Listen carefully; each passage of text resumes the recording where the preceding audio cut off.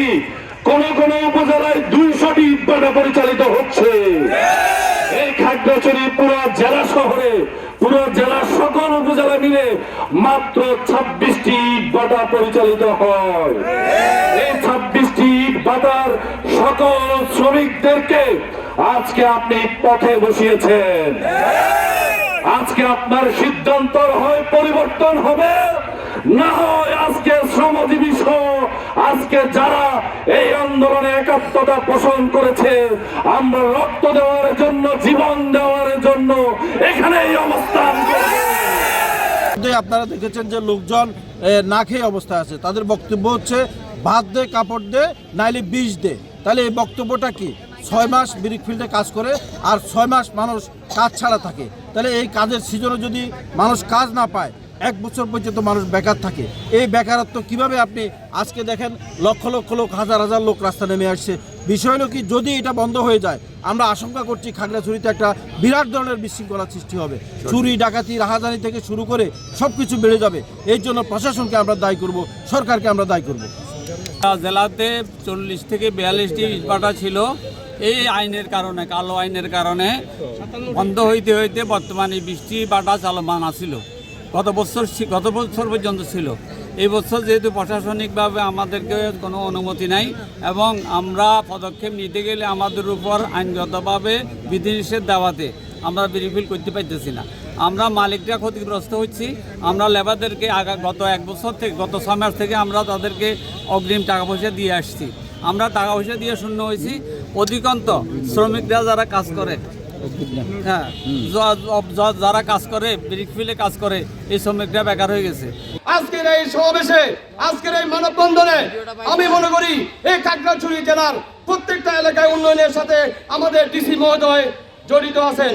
কারণ এই এলাকার উন্নয়ন বোর্ড, এলজেডি, বিভিন্ন জেলা পরিষদ সহ বিভিন্ন হাজার হাজার কোটি টাকার এখানে উন্নয়ন হয়, সেটা আমাদের ডিসি সাহেবের মাধ্যমে হয়। আমি মনে করি উনি অবগত আছেন।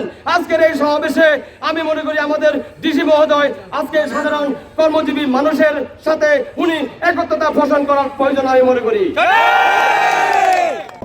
এই জেলার ইটভাটার সাথে সম্পৃক্ত বিভিন্ন মহল, তারা তাদের বেশ কিছু দাবি দেওয়া আছে এবং দীর্ঘদিন ধরে তারা এই দাবিগুলো পেশ করেছেন, অতীতে আমরা শুনেছি।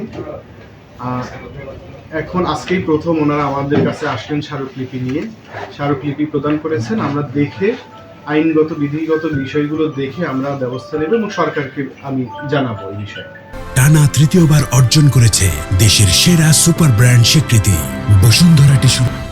এই ব্রিক ফিল্ডের কাজ কইরা হাজার হাজার লক্ষ লক্ষ মানুষ আমরা চলতেছে। তো এটা যদি বন্ধ হয়ে যায়, তাহলে মানুষের যে কথা বললেন হাফেজ আহমেদ সাহেব, চুরি, ডাকাতি, রাহাজানি, খুন খারাপি অনেক কিছু হয়ে যাবে, সরকারের নিয়ন্ত্রণের বাইরে চলে যাবে। ইটভাটা চালু করতে হবে, কর্মসংস্থান খুলতে হবে। আমাদের বাচ্চা কাচ্চা স্কুলে পড়ালেখা করতে পারতেছে না, আমাদের ইনকাম নাই, স্বাস্থ্য ব্যবস্থা খুব খারাপ।